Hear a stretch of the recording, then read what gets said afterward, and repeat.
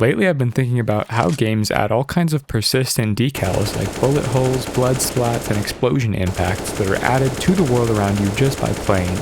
Since spawning in objects during gameplay, especially when done rapidly, causes performance dips, anytime game developers have to work with a large number of objects, they tend to use a trick called object pooling.